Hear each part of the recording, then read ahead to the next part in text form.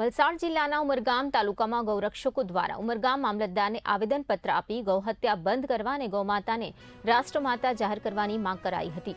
ઉમરગામ તાલુકાના વિવિધ ગૌરક્ષક સંગઠનો દ્વારા સૂત્રોચ્ચાર કરીને ઉમરગામ મામલતદારને આવેદનપત્ર આપવામાં આવ્યું।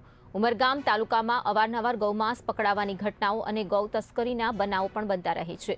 ત્યારે ગૌ તસ્કરી વિવાદનું કારણ બનતું રહ્યું છે। રસ્તે રખડતા ઢોરોને ઉચકી જવાની ઘટનાઓ પણ અવારનવાર બનતી હોય છે। ત્યારે ગૌમાતાને રાષ્ટ્રમાતા જાહેર કરવાની માંગ સાથે ગૌરક્ષકો દ્વારા ખાસ રજૂઆત કરવામાં આવી હતી।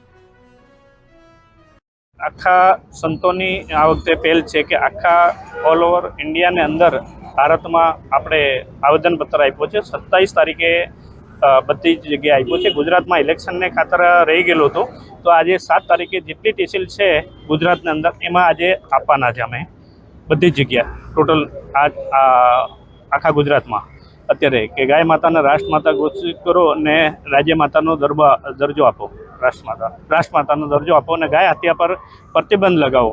કેમ કે હમણાં બીજેપી સરકાર છે તો હમણાં લગાવે નહીં તો પછી તો કોઈ દિવસ થશે નહીં।